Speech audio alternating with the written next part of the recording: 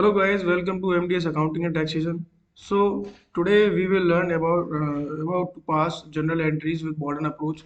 So guys, जैसा कि जैसा कि आप जानते हो कि अकाउंटिंग में अपना जो बेस होता है जनरल एंट्रीज का, जो हम जनरल एंट्रीज पास करना सीखते हैं, एक रिकॉर्ड मेंटेन करते हैं। तो एक उसमें सिंपल सा बेस आज हम लेके चल रहे हैं। एक अपनी पहली वीडियो है ये बेस पे अकाउंटिंग पे। सो गाइज ये वीडियो होने वाली है मॉडर्न अप्रोच की। जैसा कि आप जानते हो कि अकाउंटिंग में दो तरह की अप्रोच होती है। एक होती है ट्रेडिशनल अप्रोच और दूसरी होती है मॉडर्न अप्रोच। सो ये वीडियो अपनी होने वाली है मॉडर्न अप्रोच के ऊपर, जो कि है बहुत सिंपल। जैसे कि आप जो भी बच्चे हैं वो आसानी से इसको सीख सकते हैं, याद कर सकते हैं। तो चलते हैं अपनी नेक्स्ट अपडेट। सो गाइस, जैसा कि आप जानते हो कि अकाउंटिंग की नीड क्या पड़ी, अकाउंटिंग का हमें क्यों जरूरत है। जैसा कि आप सभी को पता है कि एक बिजनेस या कोई कंपनी, कोई फर्म, उसमें थाउजेंड्स ऑफ ट्रांजैक्शन होते हैं, जो कि उन्हें मेमोराइज करना, रिकॉर्ड करना बहुत ज़्यादा, मतलब उन्हें याद रखना बहुत दिक्कत, बहुत इम्पॉसिबल है, उनको याद नहीं कर सकते। तो उसको ट्रैक करने के लिए, उसको मेंटेन करने के लिए, उसके रिकॉर्ड बनाने के लिए हमें उसको जनरल एंट्रीज के रूप में उसको रिकॉर्ड करना पड़ता है, ताकि हमें एकदम एग्जैक्टली पता हो कि आज से 6 महीने या 7 महीने पहले जो हज़ारों ट्रांजेक्शन सपोज हुए थे, तो उसमें से एक पर्टिकुलर ट्रांजेक्शन के बारे में अगर हमें जानना है तो आसानी से रिकॉर्ड जो हमारा मेंटेन है उसको देख करके हम उस रिकॉर्ड को ट्रैक कर सकें। सो जैसा कि आप जानते हो अकाउंटिंग में बहुत सारे रूल्स होते हैं, जो एक तरीके से जो सेट होते हैं, जैसी आपकी डेफिनेशन इसमें लिखी हुई है, जो डे टू डे ट्रांजेक्शन को सारा कुछ मेंटेन करते हैं रूल्स के अकॉर्डिंग, जो भी इसके अकाउंटिंग के रूल्स हैं। और जैसा कि आप सभी जानते हो कि जैसे ही मैंने भी आपको थोड़ी देर पहले ही बताया कि अकाउंटिंग में दो तरीके के मेथड्स होते हैं, एक होते हैं ट्रेडिशनल अप्रोच और एक होती है मॉडर्न अप्रोच। सो गाइस, ये वीडियो है अपनी मॉडर्न अप्रोच से। ट्रेडिशनल अप्रोच मैं इसके बाद लेके आऊँगा वीडियो। अगर आप बच्चे मुझसे कमेंट करेंगे तो मैं ट्रेडिशनल अप्रोच पर एक वीडियो बना दूंगा। सो गाइस, ये है अपनी सिंपल सी एक मॉडर्न अप्रोच के ऊपर, जिससे कि आप सीख पाएंगे जनरल एंट्रीज पास करना आसानी से। सो गाइस, उससे पहले अगर मैं आपको बता दूं कि जनरल एंट्रीज हमारी वर्क कैसे करती है। जनरल एंट्रीज अपनी वर्क करती है डबल एंट्री सिस्टम पर। डबल एंट्री सिस्टम क्या है? जैसे कि सपोज आपने कोई ट्रांजेक्शन किया, आपने लेट सपोज 25,000 रुपए की अपने फर्म में, अपने बिजनेस में कोई मशीनरी परचेज की। तो आपने जो फर्नीचर परचेज किया ना अपने बिजनेस में 25,000 रुपये का, तो इसमें देखो डबल एंट्री सिस्टम, देखो डबल से आपको इससे नाम से ही पता चल रहा होगा कि इसमें दो ट्रांजेक्शन, मतलब दो फेजेज हैं और दो ट्रांजेक्शन हो रहे हैं। मतलब ट्रांजेक्शन तो एक ही है, लेकिन इसमें दो चीजें हो रही हैं, है ना। पहली चीज है फर्नीचर आपके बिजनेस में आ रहा है, और दूसरा आपके पास से कैश जा रहा है। तो यही डबल एंट्री सिस्टम कहलाता है। जस्ट सिंपल सा, और इसके सिवा कुछ नहीं है। जैसे लेट सपोज आपने बैंक में पैसा डाला, ट्रांजेक्शन तो एक है, 10,000 रुपये डाला आपने। तो उसमें क्या है, एक तो आपकी बैंक जो है वो एज आपका डेबिटर है, आपको पैसा आपसे लेना है। एक तो बैंक इसमें शामिल होगी, दूसरा आपका कैश शामिल होगा, बिकॉज आपके पास से कैश गया है। तो कैश और बैंक दो चीज इसमें शामिल है, इसको डबल एंट्री सिस्टम बोलते हैं। सो गाइस, चलते हैं अपनी नेक्स्ट टेम्पलेट पर, जो कि है मॉडर्न अप्रोच की टेबल। सो गाइज, ये है फाइनली एक चीज, टेबल जो आपको याद करनी है। इसके बिना आप मॉडर्न अप्रोच बिल्कुल नहीं कर पाएंगे, जनरल एंट्रीज पास नहीं कर पाएंगे, अगर आपको ये याद नहीं हुई तो। सो जैसा कि आप लेफ्ट हैंड साइड पे ये एलिमेंट्स कुछ देख पा रहे हैं, asset, liability, revenue, capital, withdrawal. जो बच्चे नए नए अभी 11th में आएंगे, कॉमर्स चूज करेंगे या फिर कर चुके हैं 11th, उन्होंने तो पढ़ लिया हुआ। ये जो आएंगे वो अभी कॉमर्स स्ट्रीम उसको अडॉप्ट करेंगे, तो उसमें उन्हें पढ़ने को ये मिलेगा, उनके लिए नया नया हो सकता है। तो अच्छा, इसके आगे आप मैं बताऊंगा आपको। तो ये डेबिट एंड क्रेडिट के इसमें रूल्स हैं, ये कब लगते हैं, कैसे लगते हैं मॉडर्न अप्रोच के अकॉर्डिंग। तो अगर मैं आपको बता दूं कि आप इसमें रेड कलर में और ब्लैक कलर में आप इंक्रीज और डिक्रीज देख पा रहे होंगे। सो गाइस, ये जनरली इसके रूल्स हैं। जैसे कि लेट सपोज मान लो असेट आप कुछ भी ले लीजिए। असेट जैसे कि आपका मान लीजिए फर्नीचर। तो अच्छा, जब भी आप जर्नल एंट्रीज पास करेंगे तो आपको यह मान के चलना है कि अपने जो बिजनेस है ना, वो बिजनेस आप ही हो। बिकॉज अकाउंटिंग में ओनर और बिजनेस को अलग अलग बताया गया है, वो मैं आपको आगे चल के बताऊंगा जब मैं आपको कैपिटल वाला पार्ट पढ़ाऊंगा। उससे पहले आप ये समझ लीजिए कि अगर आपके बिजनेस में आ रहा है कोई चीज़, तो जैसे इंक्रीज हो रहा है ना, इंक्रीज मीन्स ऐसी असेट इंक्रीज हो रहा है, तो मीन्स आपके बिजनेस में वो चीज़ आ रही है। और डिक्रीज हो रही है तो इसका मतलब वो आपके बिजनेस से जा रही है। ठीक है ना, आप ये अज्यूम करके चले। तो जैसे कि एक एग्जांपल मैं आपको बताऊंगी ये असेट का। लेट सपोज आपने फर्नीचर खरीदा 10,000 रुपये का। तो आपके बिजनेस में 10,000 रुपये का फर्नीचर आ गया, मीन्स वो इंक्रीज हो गया, है ना। और जो दूसरा असेट था कैश, जो कि आपके फर्म से चला गया, क्योंकि आप जिससे आपने फर्नीचर खरीदा उसको आप कैश देंगे ना, तो आपके फर्म में, आपके बिजनेस में जो ऑलरेडी कैश था वो चला गया। तो वहां पर हम उसको क्रेडिट करेंगे, और हमेशा याद रखना डेबिट वाली साइड पहले लिखते हैं गाइस, ठीक है ना। उससे पहले कि मैं आपको इससे कुछ रूल समझाऊं, आपको समझना ये बहुत ज़रूरी है, ये एलिमेंट जो लिखे हुए हैं asset, liability, revenue, capital, withdrawal या कुछ भी। सो ये आपको समझना बहुत ज़रूरी है। तो हम पहले चलते हैं एसेट के ऊपर, जिसके बारे में आपको मैं बताऊं। ये जनरली देखो पांच हैं, जैसे ही मैंने इसमें लिख रखा है, टेबल जो बना रखी है मैंने, ये पांच छह कुछ एलिमेंट्स हैं, इनको आप समझोगे। जैसे असेट मेरा पहला मिनट का है। सो गाइज, असेट में इसमें जैसे कि आप सिंपल सा आप समझ लीजिए, पहले तो आप इसको डेफिनेशन पढ़ें। An asset is a resource with economic value that an individual, corporation और कंट्री ओन्स और control with the expectation that it will provide a future benefit. So guys, इस पर फोकस करना, फ्यूचर बेनिफिट। मतलब कोई भी ऐसी चीज अपने बिजनेस के अंदर जो आपको कैश जनरेट करे, करके दे, या इनकम जनरेट कर रही है। मतलब कैश जनरेट होगा तो जाहिर सी बात है डायरेक्टली इनकम भी जनरेट होगी। सो कोई भी ऐसी चीज जो आपको डायरेक्टली या इनडायरेक्टली कैश जनरेट करके दे आपके फर्म में, और आपकी इनकम दे, आपको इनकम अर्न करने में, प्रॉफिट अर्न करने में हेल्प करे। लेट सपोज इसमें आप ब्लू वाले सेक्शन में आप देख पा रहे होगे कि इसमें फर्नीचर लिखा हुआ है। जैसे कि आपके शॉप में फर्नीचर है, और फर्नीचर लगा हुआ है, उस पर आपका स्टॉक रखा हुआ है। तो स्टॉक रखा हुआ है, आप उसको फिर स्टॉक को सेल आउट करोगे तो इनडायरेक्टली डायरेक्टली आपको ये उसमें आपके बिजनेस में हेल्प कर रहा है, कैश जनरेशन में हेल्प कर रहा है। जैसे कि बिल्डिंग होगी, बिल्डिंग के बिना तो आप कोई बिजनेस कर ही नहीं सकते। इक्विपमेंट्स हो गए, आपके कोई टूल्स हो गए, है ना, ऐसे और भी ये हैं। जैसे कि आप सन्ड्री डेप्टर हो गए। सन्ड्री डेप्टर मीन्स आपका देनदार, जो आपसे आपको पैसे देगा। इन जैसे लेट सपोज आपसे कोई गुड्स परचेस करके ले गया उधारी में, तो ये उसकी लायबिलिटी है, उसकी सामने वाले बंदे की, कि आपको जितने जितने रुपए का वो गुड्स लेके गया है, उतना उतना रुपया आपको इन फ्यूचर वो देगा। तो वो पैसा देगा, तो कैश जनरेट होगा ना, तो वो भी अपना एक असेट हो गया। कैश अपने आप में एक असेट है, बिकॉज पैसे से पैसा बनता है। आपने सुना होगा, आपके जो बड़े वगैरह होंगे सबसे आपने सुन रखा होगा, और आप भी जानते होंगे इस चीज़ को बेहतर से, कि पैसे से ही पैसा बनता है। तो ये भी आपका असेट है, ठीक है ना गाइज। तो ये रेड हाइलाइट्स में जो मैंने लिख रखा है, increase debit and decrease credit, ये इसका वही रूल्स है जो मैंने पिछली अभी टेबल आपको दिखाई थी ना।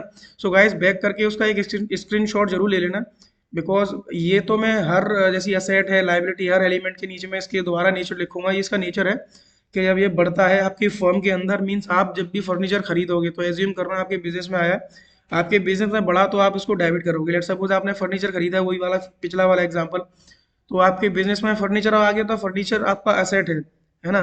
तो फर्नीचर को आप क्या करोगे, आप डेबिट करोगे।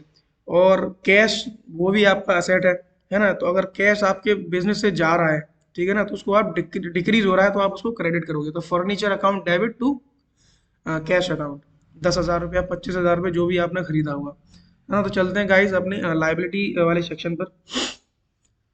सो गाइस, जनरली आप सीधी सीधी और साफ साफ भाषा में अगर मैं आपको बताऊं, जैसा मैंने आपको असेट बताया था, जिन चीज़ों से पैसा मिलता है, पैसा जनरेट होता है, इनकम जनरेट होती है, वो तो अपना असेट। और लाइबिलिटी है अपनी जिन चीज़ों की वजह से हमें पैसा देना है ना, जिस चीज़ों की वजह से हमें पैसा देना है। जैसे कि लेट सपोज आपने किसी से सर्विस ली, कोई काम कराया अपना, लेट सपोज मान लो कि 1,000 रुपये का आपने किसी को काम कराया, और उसको पैसा देना बाकी है। तो आपने काम तो करा लिया, आपका काम तो हो गया पूरा, लेकिन आपको इन फ्यूचर उसको पैसा देना है। तो आपके ऊपर ये है कि लेनदारी बढ़ गई, ठीक है ना, कि आप उसको पैसा देंगे, है ना। जैसे कि आप एक एग्जांपल आप देख पा रहे हो, सन्ड्री क्रेडिटर्स है। सन्ड्री क्रेडिटर मीन्स, जैसे सपोज आपके बिजनेस से कोई 5,000 रुपये का माल लेके गया, गुड्स खरीद के गया आपके दुकान से, उधारी में लेके गया।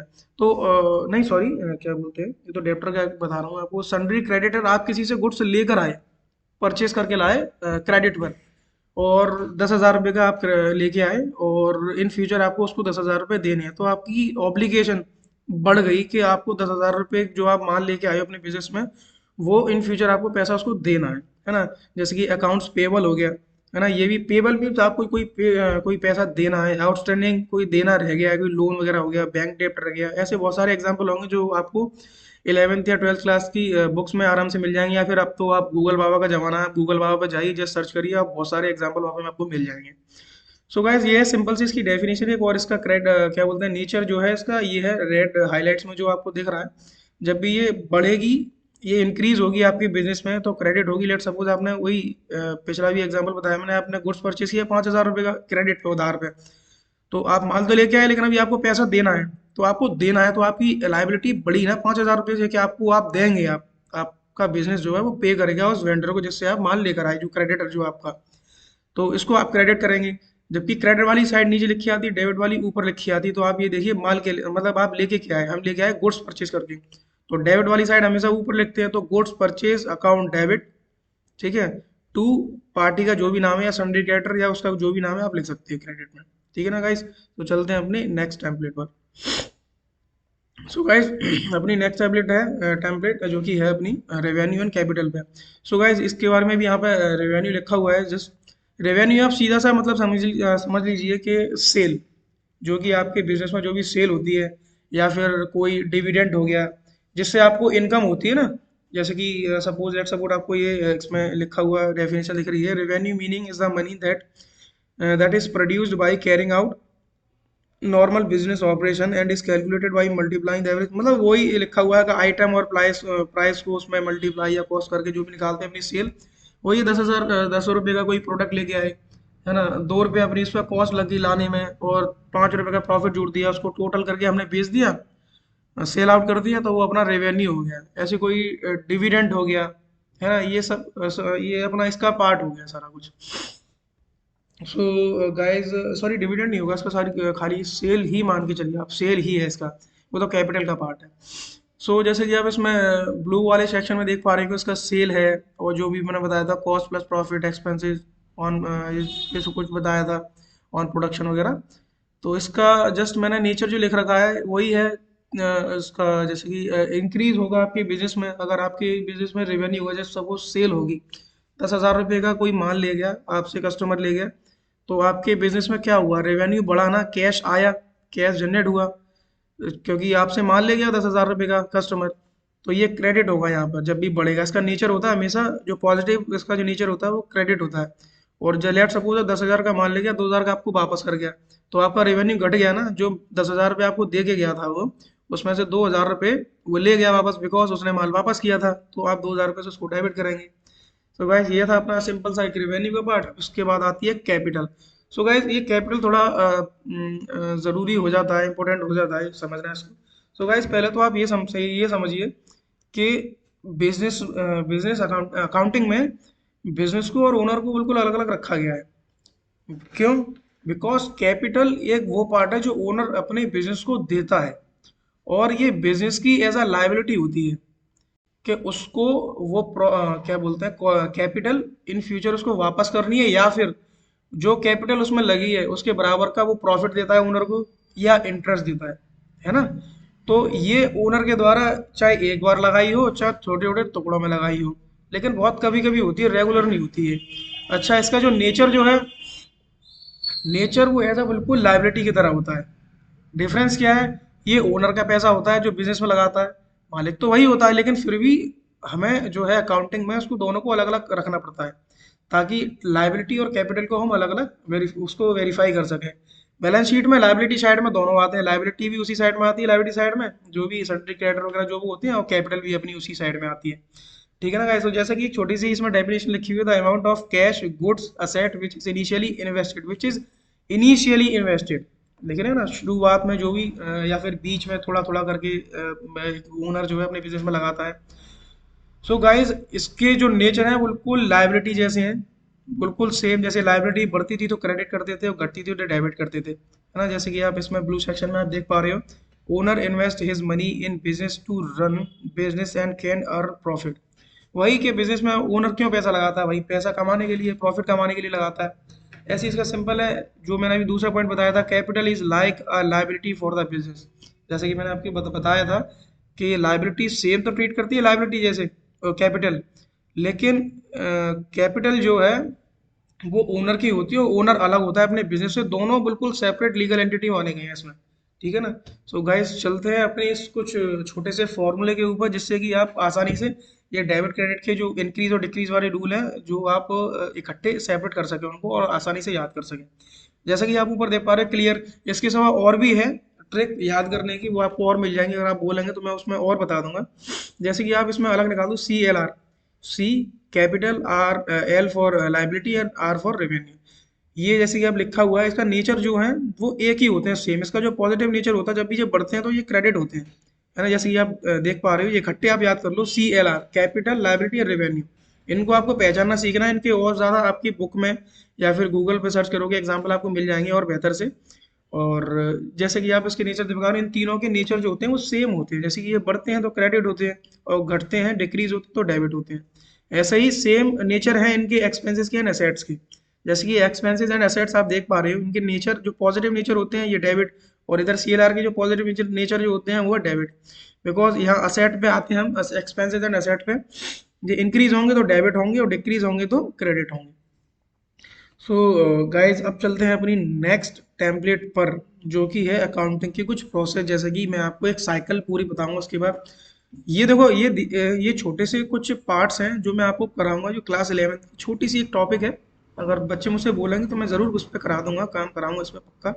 हर एक पे वीडियो बनाऊंगा, बहुत अच्छी वीडियो बनाऊंगा। सो गाइज मैं तो एक प्रैक्टिकली वर्क करता हूँ, और लगभग मुझे करीब 5 साल हो गए काम करते करते। तो मुझे सारी कुछ ही चीज़ें अब तो छोटी लगने लगी है। पहले पढ़ते तो मेरे समझ में नहीं आती थी, बहुत दिक्कत आती थी मुझे बहुत ज़्यादा।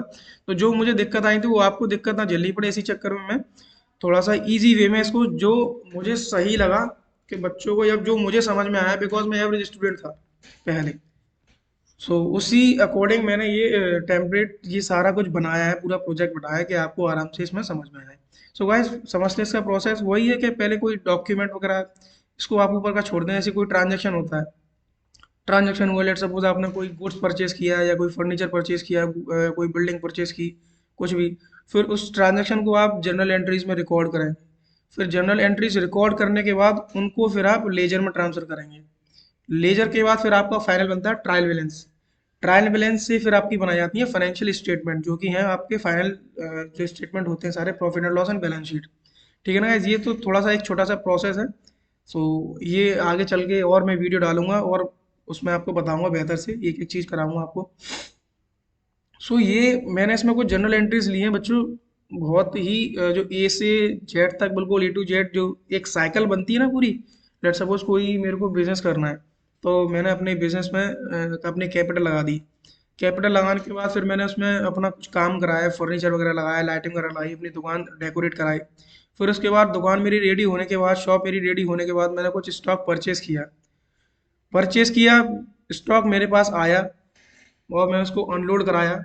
जैसे ट्रक वगैरह उसमें सब होता नहीं है, सारा कुछ भाड़े वाड़े पे मंगाते हैं, फ्लीट पे। तो मैंने उसको अनलोड कराया। फिर मेरे पास माल आ गया, गुड्स आ गया, फिर मैंने उसको सोल्ड सोल्ड किया, सेल किया। फिर सेल करने से मेरा कैश जनरेट हुआ। कैश जनरेट हुआ, फिर उससे मैंने बैंक में उसको कैश डिपॉजिट भी कराया, कुछ खर्चे भी हुए। तो गाइज ये साइकिल चलती है एक नॉर्मल बिजनेस में। जो प्रैक्टिकल वर्क है ना, प्रैक्टिकल वर्क, ये उसमें सारी पूरी साइकिल चलती है। तो ये इसी की ही मैं आपको एंट्रीज कराऊंगा, जो कि मॉडर्न अप्रोच के ऊपर बेस्ड है। सो चलते हैं अपनी। तो भाई ये मेरे को डबल बार इसमें डबल टाइम ऐड हो गया, तो ये मैंने आपको बता दिया, तो इस पर फोकस करने का मतलब टाइम वेस्ट है। तो चलते हैं अपनी एंट्रीज पर, जो कि मैंने अभी आपको साइकिल बताई थी कि एक बिजनेसमैन जो होता है, ओनर होता है, वो अपने बिजनेस को कैश देता है, कैपिटल लगाता है, फिर फर्नीचर वगैरह खरीदता है। ये सारी कुछ वही एंट्री है जो मैंने आपको पूरी साइकिल बताई थी अभी। ये कुछ 15-16 एंट्री समथिंग होंगी। सो इसमें से हो सकता है कि कुछ 3-4 एंट्री छूट जाए, बिकॉज वीडियो ज़्यादा लंबी हो जाएगी, इस चक्कर में मैं इसको पूरी डालूंगा नहीं। इसके बाद एक प्रॉपर बिल्कुल स्टार्टिंग से एक जनरल एंट्रीज की एक और वीडियो में डालूंगा, और ट्रेडिशनल अप्रोच के ऊपर भी लेके आऊँगा वीडियो में। सो गाइस, चलते हैं अपनी पहली टेम्पलेट पर, जो कि है जनरल एंट्रीज की। जब ओनर अपना पैसा बिजनेस को देता है, मीन्स अपने बिजनेस में लगाता है पैसा। तो वही मॉडर्न अप्रोच वाला, देखो आप वो जो टेबल है वो अपने पास रखें, बिकॉज मैंने तो यहाँ रेड कलर में इसके नीचे लिख रखे हैं जो टेबल में थे। तो अपने पास एक पेन पेंसिल लेकर उसको लिख लें कि असेट कब डिक्रीज और कब डेबिट और क्रेडिट होता है।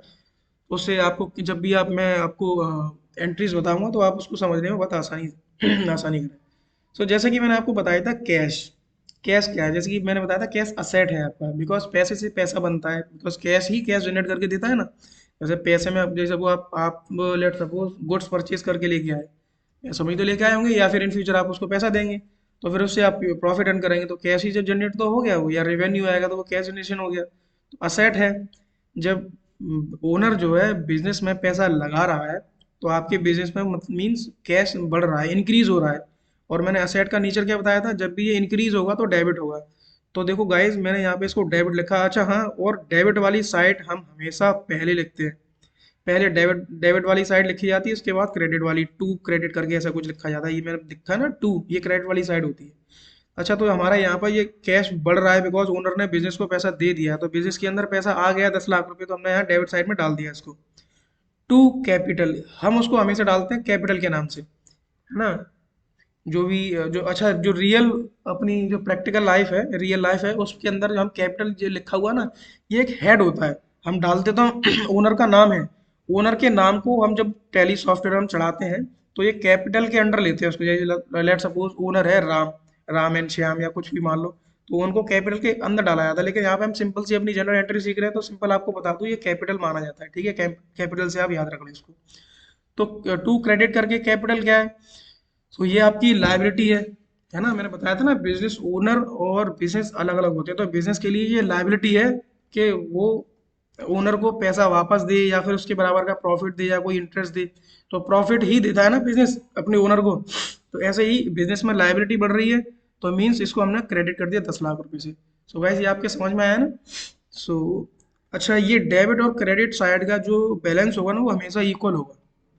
लेट सपोज यहाँ पे मैंने इसको बराबर करके कॉलम बना दिया, तो यहाँ 10 लाख रुपए और यहाँ 10 लाख रुपए, तो ये इक्वल होना चाहिए। अगर अलग अलग आएगा तो मीन्स गलत है। ये आप समझ पाएंगे जब मैं आपको कॉम्प्लेक्स एंट्री कंबाइंड एंट्री सिखाऊंगा उसके बाद, ठीक है ना। सो गाइज बिजनेस में कैश आ गया अपना। फिर उसके बाद जो मैंने सेकंड एंट्री बताई थी आपको फर्नीचर परचेज की, कि अब शॉप में कैश आ गया, अब फर्नीचर और लाइटिंग वगैरह जो भी है वो लगाएगा। लेट सपोज अब देखो फर्नीचर हमने परचेज किया 2 लाख रुपए का। तो फर्नीचर क्या था, मैंने आपको क्या बताया था, फर्नीचर एक असेट है आपका। असेट कैसे, फर्नीचर डायरेक्टली आपको प्रॉफिट या इनडायरेक्टली आपको प्रॉफिट अर्न करके देगा, बिकॉज आपकी शॉप में जब फर्नीचर होगा तो उससे आप बहुत सारे काम, मतलब आपको बहुत सारी हेल्प देगा वो फर्नीचर, आपकी सेल कैश जनरेशन करने में, प्रॉफिट अर्न करने में। तो ये आपका असेट हुआ। असेट हुआ मीन्स, और असेट जब इंक्रीज होता है तो मैंने आपको बता दिया, जैसे कि आप ऊपर रेड हाईलाइट्स में देख पा रहे हैं, जब भी असेट इंक्रीज होता है तो हम उसको डेबिट करते हैं। अच्छा, दूसरा है कैश, ठीक है ना। जब कैश, आप ये भी आपका असेट है, बिकॉज वही वाली बात कि पैसे से पैसा बनता है। तो ये आपके बिजनेस से जा रहा है बिकॉज आपने फर्नीचर परचेज किया है ना, तो एक तो फर्नीचर आपके बिजनेस में आ गया, और एक कैश जो असेट है अपना वो जा रहा है, तो मीन्स ये डिक्रीज हो रहा है, ठीक है ना। इसमें बाय मिस्टेक ये एरो ऊपर हो गया है, ये एरो नीचे होना चाहिए। सो गाइस इसको माइंड मत करना please. So to credit side में मैंने कैश डाल दिया और 2 लाख रुपए इधर डाल दिए, तो डेबिट एंड क्रेडिट दोनों बराबर बराबर हो गए, ठीक है गाइस। अब अपने बिजनेस में, अब अपने बिजनेस में जो है फर्नीचर भी आ गया। इसके बाद चलते हैं अपनी साइड परचेज गुड्स, ठीक है ना। गुड्स परचेज किया है हमने कैश में। तो गाइस ये देखो आप कि परचेज गुड्स, गुड्स क्या है आपके लिए, आप खुद सॉरी, आप खुद देखिए कि गुड्स आपके लिए क्या है। वो आपके लिए असेट है, बिकॉज गुड्स आप जब परचेज करेंगे उसको आप सेल करोगे तो आपको कैश जनरेट करके देगा, मीन्स आपको इनकम करके देगा, है ना। तो आपके लिए असेट हो गया। असेट आपके बिजनेस में बढ़ रहा है, मतलब आप माल लेके आ रहे हो, सपोज 1 लाख रुपए का लिखा हुआ है, 1 लाख रुपए का माल अपने बिजनेस में लेके आ रहे हो, तो वो बढ़ रहा है असेट, तो आपको डेबिट साइड में लिखना है, और डेबिट साइड हमेशा पहले लिखते हैं। फिर कैश में खरीदा है 1 लाख रुपए, तो कैश भी तो आपका वो है ना, क्या बोलते हैं उसको, असेट। अब वो कैश आपसे आपके बिजनेस से जा रहा है, मीन्स वो डिक्रीज हो रहा है आपके असेट, आपके बिजनेस में, तो आपने उसको क्रेडिट साइड में डाल दिया 1 लाख रुपए से। सो डेबिट एंड क्रेडिट देखो दोनों इक्वल हो गए, और यहाँ पे हमने अपना गुड्स भी परचेज कर लिया। अब चौथी एंट्री अपनी गुड्स परचेज 3 लाख रुपए ऑन, 3 लाख रुपए on in which 50,000 rupees on credit from Sam trader. देखो इसमें कंबाइन एंट्री जो मैंने बताई थी ना आपको कि debit and credit side equal होनी चाहिए, ये इसकी हम दो एंट्री बना सकते थे अलग अलग, जैसे purchase account debit to cash account और purchase account debit to Shyam trader account, लेकिन हमने इसको कंबाइंड कर दिया है इसमें, ताकि बच्चे सीख सकें कंबाइंड एंट्री क्या होता है। वैसे बहुत ईजी होता है, लेकिन बहुत सारे जो टीचर्स हैं वो अलग अलग करके बता देते हैं, बेचारे बच्चे कंफ्यूज होता है, बहुत ज़्यादा कंफ्यूज हो जाते हैं कि पता नहीं यार क्या हुआ है। पर ऐसा कुछ नहीं है, सिंपल सा है, बस केवल दो एंट्री को कंबाइन कर दिया और कुछ नहीं। देखो इसमें वही डेबिट वाली साइड हम पहले लिखते हैं, तो इसमें क्या लिखा हुआ है, गुड्स। तो मेन चीज़ है अपनी, मेन चीज़ क्या खरीदा गया है, गुड्स है, परचेज किया हुआ है। तो यहाँ गुड्स मैंने परचेज अकाउंट लिख रखा है, आप गुड्स परचेज भी लिख सकते हो इस जगह। तो अब goods purchase account debit, because debit वाली साइड हम पहले लिखते हैं, ये अपना गुड्स क्या असेट है, जो कि जैसा कि मैंने अभी आपको पहले ऊपर बता दिया तीसरी वाली एंट्री में। तो ये अपनी बिजनेस में बढ़ रहा है, इंक्रीज हो रहा है, तो जाहिर सी बात है डेबिट होगा, तो 3 लाख रुपए से हम यहाँ पे इसको डेबिट कर देंगे। अच्छा, अब आप ये देखिए 3 लाख रुपए में से देखो 50,000 रुपये उधारी पे, जाहिर सी बात है 2.5 लाख रुपए का हमने कैश दिया होगा। अब जब कैश असेट है वो आपके बिजनेस से जा रहा है तो वो क्रेडिट होगा। तो टू कैश, और ये डिक्रीज हो रहा है तो 2.5 लाख रुपए हमें इधर हमने डाल दिया इसमें। सो गाइस ये थोड़ी एंट्री मुझसे गलत हो गई है, अमाउंट ही इधर आना चाहिए। और नहीं नहीं ठीक है, सॉरी सॉरी सॉरी। सो हमने इसको क्रेडिट साइड में डाल दिया बिकॉज हमारे बिजनेस से ये जा रहा है 2.5 लाख रुपए कैश। और एक है श्याम ट्रेडर से हमने 50,000 रुपये में उधारी ली है, मतलब 3 लाख का माल लिया, 2.5 लाख रुपए उसको कैश में दे दिया और 50,000 रुपये की हमारे ऊपर लाइबिलिटी इंक्रीज हो गई, मतलब बढ़ गई। आपके बिजनेस में 50,000 की देनदारी मतलब लेनदारी जो है, जो हमें 50,000 रुपये उसको देना है वो बढ़ गया, लाइबिलिटी बढ़ गई। और मैंने इसका नेचर आपको क्या बताया था, जब भी लाइबिलिटी आपके बिजनेस में बढ़ती है तो हमेशा आप उसको क्रेडिट करते हैं। सो जैसा ही मैंने यहाँ पर टू श्याम ट्रेडर, और ये अपना लाइबिलिटी है या असेट है, पता नहीं कैसे गलती करती है टाइप में, ये थोड़ा चेंज हो गया, मैं इसको वापस से वहीं ले जाता हूँ।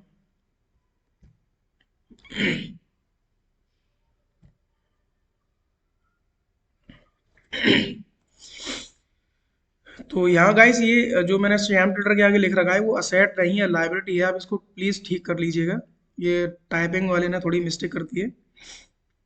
सो आप इसको यहाँ लाइबिलिटी करना, और लाइबिलिटी हमेशा इंक्रीज होती है आपकी बिजनेस में, तो उसको आप क्रेडिट साइड में ही डालते हैं। ठीक है गाइस, तो चलते हैं अपनी 5वीं एंट्री पर।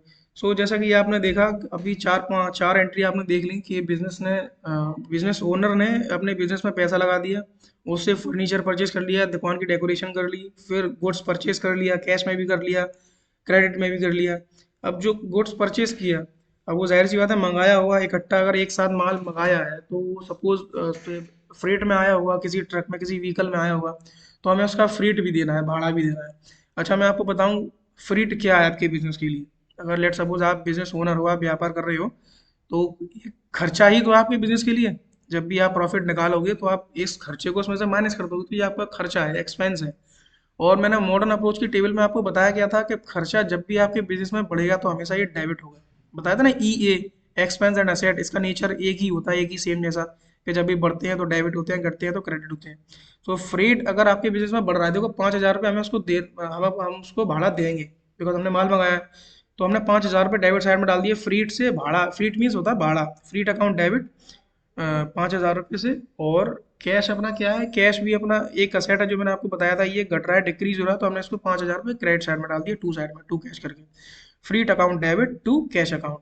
सो यहाँ पे आपका फ्रीट भी पेड हो गया कैश में। ऐसा ये सेम बिल्कुल जस्ट सेम टू सेम ऐसा ही लेबर चार्जेस है। लेबर चार्जेस क्या है, ये भी आपका एक्सपेंसेस है ना। तो जब भी बढ़ेगा तो हम इसको डेबिट करेंगे और डिक्रीज होगा तो क्रेडिट करेंगे। तो आप सिंपल सा एक समझ लीजिए, 1,000 रुपये खर्चा हो रहा है तो आप इसको डेबिट साइड में डाल दीजिए, बिकॉज डेबिट साइड पहले लिखी जाती है। तो लेबर को आप एक लेजर बना लीजिए, लेबर का labour account debit to cash account, because हमने कैश में पे किया है और कैश आपके बिजनेस से जा रहा है, एसेट कम हो रहा है, तो आपने इसको क्रेडिट साइड में डाल दिया। तो आपकी लेबर चार्ज भी चली गई, बिकॉज आपने उसको गोडाउन वोडाउन में भी रखवाया हुआ, जो भी आपके पास लेबर काम कर रही है ना गाइस। तो चलते हैं अपनी 7वीं एंट्री पे। अब माल आ गया, अब उसके बाद उसको सेल करना है ना। अब सेल करने के लिए हम रेडी हो गए हो। तो जब भी हम किसी को सेल करेंगे तो उससे क्या होगा, रेवेन्यू अपना इंक्रीज होगा, मतलब कैश बढ़ेगा। लेट सपोज अगर 40,000 रुपये का अगर हमने माल इसको बेचा है, सेल किया है, तो उसके बराबर का हमें कैश देगा। बिजनेस में कैश आएगा तो मीन्स उसमें प्रॉफिट भी हुआ, प्रॉफिट कमाया हुआ हमने। कैश अपने बिजनेस के लिए क्या है, कैश अपने बिजनेस के लिए असेट है, जैसे कि मैंने आपको बताया था पैसे से ही पैसा बनता है, जो कैश जनरेट करके दे वो असेट होता है। और डेबिट वाली साइड हम हमेशा पहले लिखते हैं। तो cash account debit 40,000 rupees, because 40,000 रुपये में हमने माल इसको बेचा था। अच्छा रेवेन्यू अपनी सेल जो है, मैंने आपको बताया था मॉडर्न अप्रोच वाली टेबल में, आप दोबारा देखें, जो कि मैंने यहाँ रेड हाईलाइट जो कर रखा है, कि रेवेन्यू जब भी इंक्रीज होगा आपके बिजनेस में मीन्स सेल बढ़ेगी या सेल होगी। और तो हम उसको क्रेडिट करेंगे, बिकॉज उसका जो पॉजिटिव साइड, पॉजिटिव जो नेचर होता है उसका क्रेडिट होता है। तो हमने यहाँ पे एंट्रीज पास करी, कैश आया तो cash account debit to sale account, credit side में हम डालेंगे सेल, बिकॉज हमारा ये रेवेन्यू है, रेवेन्यू बढ़ा है 40,000 रुपये से, तो हमने पूरी एंट्रीज को पास कर दी। सो चलते हैं गाइज अपनी 8th एंट्री पे, जो कि है अपनी गुड्स सोल्ड ₹20,000 ऑन कैश और 10,000 रुपये ऑन क्रेडिट फ्रॉम संदीप।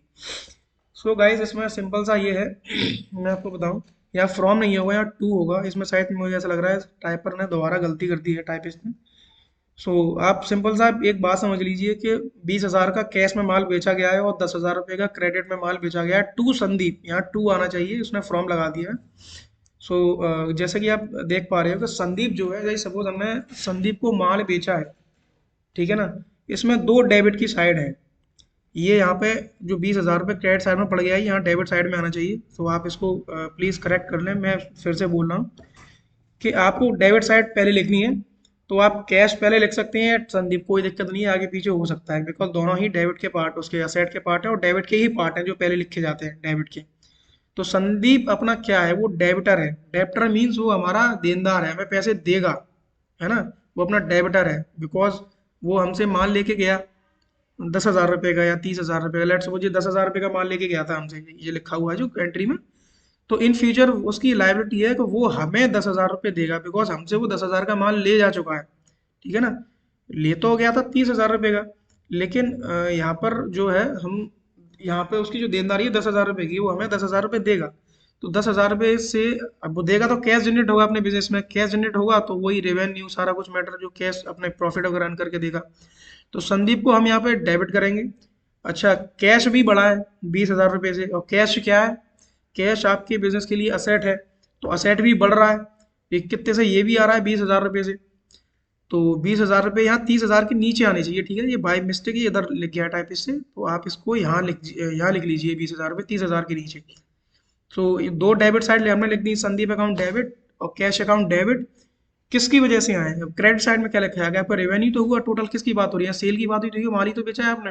तो टू सेल अकाउंट, अब अपना रेवेन्यू रेवेन्यू इंक्रीज होता है तो हम हमेशा क्रेडिट साइड में डालते हैं। तो डेबिट एंड क्रेडिट साइड का देखो गाइज, जो अमाउंट है वो मैच करना चाहिए। जैसे कि यहाँ का जो 50,000 है ना, वो यहाँ के 50,000 से मैच करना चाहिए डेबिट एंड क्रेडिट का। तो ये गलती से इधर लिख गया है 20,000 रुपये, आप इसको इधर कर लीजिएगा। तो 20 और 30 50, और क्रेडिट साइड का ये 50, तो ये इक्वल हो जाएगा, है ना गाइस। तो आप चलते हैं अपनी नेक्स्ट नाइन्थ वाली एंट्रीज। जैसे कि वही वाली सिंपल एंट्री जो मैंने आपको बताई थी सन्ड्री डेप्टर वाली, जैसे कि इसमें लिखा हुआ है अकाउंट रिसीवेबल 10,000 रुपये फ्रॉम पवन। अब पवन से हमें पैसा लेना है, बिकॉज वो कोई माल ले गया होगा, तो वो अपना डेप्टर है, वो हमें पैसा देगा। पैसा देगा मीन्स अपना वो असेट है, बिकॉज वो पैसा देगा तो अपने बिजनेस में कैश जनरेट होगा, कैश बढ़ेगा। कैश क्या होता है, अपना असेट होता है, असेट बढ़ेगा। और जब भी असेट बढ़ता है तो हम डेबिट करते हैं, बिकॉज इसका नेचर बोलता है मॉडर्न अप्रोच के अकॉर्डिंग। तो पवन के नाम से हम एक लेजर बनाएंगे, पवन अकाउंट डेबिट। 10,000 रुपये हम इसके डेबिट साइड में डालेंगे। और अच्छा लिया क्या था इसने, कुछ सेल हमने इसको किया हुआ, उसका पैसा इसने नहीं दिया हुआ, बाद में दिया हुआ। तो हम यहाँ डालेंगे सेल, ठीक है ना गाइस। और इसका मैंने रेवेन्यू को आपको नेचर बता ही दिया था। एक फिर 10th वाली एंट्री आती है गुड सोल्ड। अच्छा, ये रिपीट हो गई एंट्री, तो इसको छोड़ते हैं। गाइस, सारा कुछ हो गया, बिजनेस ने अपना, बिजनेस ओनर ने अपना पैसा लगा दिया बिजनेस में। फिर आपकी शॉप इस्टेब्लिश कर ली, फर्नीचर लगा दिया, लाइटिंग लगा ली, माल परचेज कर लिया, गुड्स परचेज कर लिया, फिर उसको सोल्ड आउट कर लिया, कैश में हमने देखा, क्रेडिट में हमने देखा। फिर जो भी हमने सेल वेल की है, इसमें मीन्स एक रियलिटी, एक रियल लाइफ में हम उस पर कुछ टैक्स वैक्स भी पे करते हैं। तो टैक्स एक छोटी सी एंट्री है यहाँ पे, मैं आपको बता दूं, वैसे आपके उसमें सिलेबस में नहीं होगी। और जो बच्चे इसको जो लोग एज अ प्रोफेशनली इसको देख रहे होंगे अपने काम के लिए, छोटी छोटी एंट्री उनके समझ में नहीं आती है, वो कुछ डेबिट क्रेडिट में फंस जाते हैं, वो उनके लिए वो समझ पा रहे होंगे इसको। Guys, tax paid rupees 5,000 rupees, जो भी हमने सेल करी, लेट सपोज 5,000 रुपये का टैक्स बन गया। तो आपके बिजनेस के लिए वो टैक्स क्या है, वो भी आपके लिए खर्चा है, क्योंकि आपको पे करना है, तो आपका तो उससे कोई मतलब है नहीं है, उसको तो गवर्नमेंट को पे करना है इसको। सो जब भी आपका एक्सपेंसेस बढ़ता है, जैसे मैंने आपको बताया था एक्सपेंसेस एंड असेट जब भी बढ़ते हैं तो ये डेबिट होते हैं हमेशा, और डेबिट वाली साइड हम हमेशा पहले लिखते हैं। तो टैक्स अकाउंट डेबिट 5,000 रुपये टू कैश अकाउंट। अब कैश भी अपना असेट है और ये अपना डिक्रीज हो रहा है, घट रहा है, तो हम इसको क्रेडिट कर देंगे और 5,000 रुपये डेबिट और क्रेडिट साइड में दोनों में डाल देंगे, तो जो कि हमारा डेबिट और क्रेडिट साइड दोनों इक्वल हो जाए। अपना टैक्स भी पेड हो गया गाइस। अब आता है सैलरी वाला पार्ट। सैलरी हमने राम को दी, ठीक है, सैलरी हमने राम को दी कैश में 10,000 रुपये। तो सैलरी आपके बिजनेस के लिए क्या है, आप समझ लीजिए कि आप मालिक हैं आप अपने बिजनेस के, और आपके यहाँ कोई लड़का काम कर रहा है, कोई लेबर काम कर रही है, कोई भी वर्कर एम्प्लॉई है आपके यहाँ, आपको उसको सैलरी देनी है सपोज 10,000 रुपये की। तो आपके बिजनेस के लिए, उसके लिए तो वो तनख्वाह है भाई, उसके लिए इनकम है, लेकिन आपके लिए तो खर्चा है ना, बिकॉज आपको तो अपने प्रॉफिट में से उसको काट के देना है ना। तो आपका ये खर्चा हो गया, और खर्चा जब भी बढ़ता है तो उसका नेचर मैंने क्या बताया था आपको, हमेशा डेबिट होता है। तो इसको आप डेबिट साइड में आप डाल दीजिए 10,000 रुपये। और कैश में दिया है, कैश आपका असेट है, वो आपके बिजनेस से गया है, कम हुआ है, डिक्रीज हुआ है, तो आप इसको क्रेडिट साइड में डाल देंगे 10,000 रुपये। जैसा कि डेबिट और क्रेडिट साइड इक्वल हो गए है ना, डेबिट साइड भी 10,000 रुपये और क्रेडिट साइड भी 10,000 रुपये। ये आप साथ के साथ ये रेड मैंने हाईलाइट जो दे रखे हैं, ये हाल के हाल मैंने इनके क्या बोलते हैं नेचर लिख रखे हैं, आप इनको देख लेना। सो गाइज अब हाँ, अब यहाँ पे है, वहाँ पे हमने पीछे जो सैलरी पे करी थी वो करी थी कैश में। अब यहाँ पर है सैलरी आउटस्टैंडिंग। अब हम अभी हमें वो सैलरी पे करनी है। लेट सपोज आज कोई भी डेट है, लेट सपोज आज मान लो आज 5 तारीख है। आज आज 5 को उसकी, या फिर कल 4 तारीख थी तो कल को उसकी सैलरी देनी थी लेकिन दे नहीं पाया, तो पेबल हुई ना, आउट लाइबिलिटी बढ़ गई मेरी वजह से, बिकॉज कल की डेट थी, मैं उसको कल सैलरी दे नहीं पाया। तो हमें देनी किसको है? उसको राम को। सैलरी क्या बताया था मैंने? एक्सपेंस बताया था।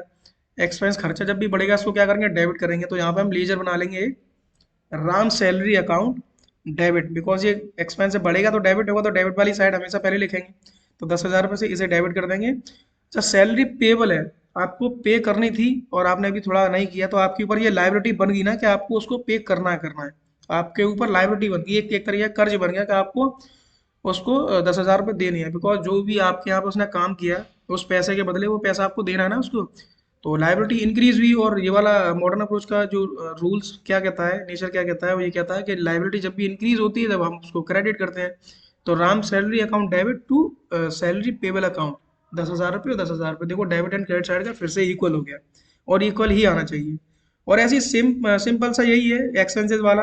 पेड इलेक्ट्रिसिटी बिल 6,000 रुपये, ये भी अपना खर्चा है, तो सिंपल आप अपनी आप से बना लीजिएगा ऐसी एंट्री जैसे ऊपर की गई है, वही 4-5 एलिमेंट्स लेके।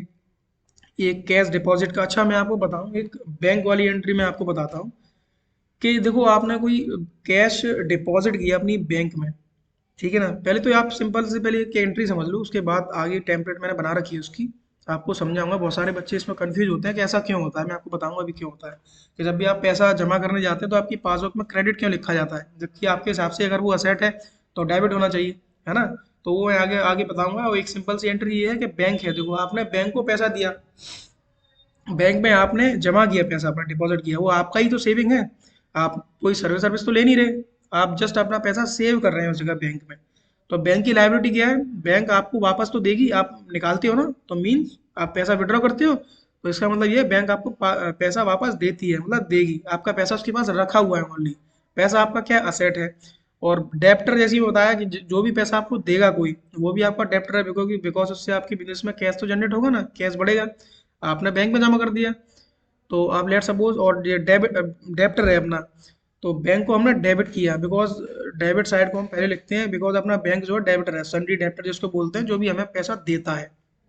तो bank account debit to cash account. अच्छा, कैश हमारा डिक्रीज क्यों हुआ, हमने क्रेडिट साइड में क्यों डाला? बिकॉज हमारे बिजनेस से कैश गया, हमारे बिजनेस से कैश गया और हमने बैंक में जमा कर दिया ले जा करके, ठीक है ना। तो अपने बिजनेस से तो कैश घट गया, तो हमने यहाँ पे इसको असेट को जहाँ डिक्रीज हुआ तो क्रेडिट कर दिया।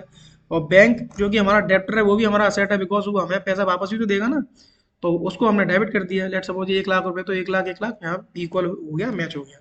अब ऐसे ही इसकी जो रिवर्स एंट्री है जैसे कैश विड्रॉल फ्रॉम बैंक, अब सिंपल सा वही है, अब जब पैसा उसमें से निकालेंगे, कैश अपना क्या एसेट है, तो पैसा निकाल के लाएंगे अपने बिजनेस बिजनेस के अंदर। तो बिजनेस में अपना एसेट बढ़ा, असेट बढ़ा तो हम इसको डेबिट करेंगे, और डेबिट वाली साइड हमेशा पहले लिखी जाती है। तो कैश हमने डेबिट कर दिया। और डेप्टर था अपना, डेप्टर देखो पहले तो असेट था, तो ये आपको अपन को पैसा देना था कि बैंक आपको पैसा देगी, और यहाँ आपको पैसा बैंक दे चुकी 10,000 रुपये, है ना। जो भी आपने 1,00,000 रुपये उसमें डाला था उसमें से 10,000 रुपये आपको दे चुकी। तो वहाँ डेप्टर जो बढ़ रहे थे ना, वो यहाँ डेप्टर घट गए, डिक्रीज हो गए आपके। तो असेट आपके डिक्रीज हो गए यहाँ पे, मतलब वही है कि 1,00,000 रुपये का जब आपके डेप्टर बन गए थे कि 1,00,000 रुपये आपको देगा बैंक, जो आपका डेप्टर है, जो असेट है। अब उसने उसमें से 10,000 रुपये दे दिया था, 10,000 रुपये उसमें से घट गए ना, अब वो 80,000 रुपये देगा, 10,000 रुपये आपको दे चुका। अब ये बैंक जो डेप्टर है वो आपका असेट है, वो घट गया, तो हमने 10,000 रुपये से आपको यहाँ डाल दिया। तो सिंपल से इसकी रिवर्स एंट्री थी। सो गाइस चलते हैं आपको अपनी ही नेक्स्ट टेम्पलेट पर। क्या हुआ इसको, शायद यहाँ ख़त्म हो गया। सो गाइस मैं आपको बताऊं कि जैसे कि बहुत सारे बच्चे हैं वो कन्फ्यूज़न क्रिएट करते हैं कि सर हम अपना बैंक में पैसा जमा करने जाते हैं और कैश अपना होता है असेट, तो हम जब अपनी पासबुक में उसको एंट्री कराते हैं तो वो क्रेडिट बैलेंस क्यों देता है? और जबकि क्रेडिट बैलेंस कैश तो अपना असेट होता है, जब भी बढ़ता है तो हमें तो डेबिट करना चाहिए। सो गाइस जैसे कि मैं आपको बताऊं, जैसे बिजनेस ओनर और बिजनेस अलग अलग होता है ना, तो जैसे बिजनेस का जो ओनर का पैसा बिजनेस के लिए लाइबिलिटी होती है, दोनों अलग अलग है। ऐसे ही सेम बैंक है, जो आप पासबुक ले जाते हो ना, वो अकाउंट है, लेजर है बैंक का। मतलब लेजर तो आपका है, लेकिन पूरा अकाउंट वो बैंक का है। बैंक ने आपके नाम से एक लेजर बना रखा है। तो बैंक की ये लाइबिलिटी, आप उसके लिए डेप्टर हो बैंक के लिए, है ना, क्योंकि आपसे पैसा लिया। तो और उसकी जो लाइबिलिटी है वो आपको पे करने की है, कि आपको पे करेगी। तो जो पासबुक है उसका अकाउंट है, और आपका अकाउंट होता है कैश बुक। आपने पढ़ा होगा ना, क्लास 11th में भी आपने पढ़ा होगा किसी ने, कैश बुक और पासबुक। मैं इसको इसकी वीडियो भी बना के डालूंगा आपको, उसको फिर उससे आपको और क्लियर हो जाएगा। तो बैंक को आपको जो लेट सपोज आपने 10,000 रुपये बैंक को जमा किया, बैंक में जमा किया, तो आपकी जो उसमें एंट्री आती है बुक में, वो आती है 10,000 रुपये क्रेडिट। और जबकि आपके हिसाब से जो आपने बता रहे हो कि सर, आप बहुत सारे बच्चे पूछेंगे सर आपके हिसाब से तो जो आपने अभी बताया है कैश जो अपना असेट होता है, तो यहाँ डेबिट होना चाहिए। तो गाइस डेबिट होगा आपके अकाउंट में, आपने कैश जमा किया है ना, तो आपके लिए डेबिट होगा। लेकिन उसके लिए क्रेडिट है, बिकॉज वो आपको पैसा देगी, उसके लिए लायबिलिटी है ना, आप आपसे उसने पैसा लिया है, आपको उसको बैंक जो है आपको पैसा वापस भी तो देगी, इसलिए वो क्रेडिट करती है कि मुझे इस बंदे को, लेट सपोज आपका नाम राम है, श्याम है, चंदन है, कुछ भी है, कि इसको इतना पैसा मुझे देना है। तो गाइज ये फंडा चलता है डेबिट एंड क्रेडिट का, ठीक है ना गाइज। और इसके बाद मैं वीडियो, आप बताना कौन से टॉपिक पर वीडियो लेके आऊँ, मैं आपको बताऊंगा बहुत सारी वीडियो के बारे में, बहुत अच्छी अच्छी वीडियो लेके आऊँगा। सो गाइज शुक्रिया, और चैनल को प्लीज़ सब्सक्राइब करना, और कमेंट करके बताना आपको कौन से सेक्शन पर टॉपिक चाहिए। सो गाइज शुक्रिया, बाय, थैंक यू, नमस्कार।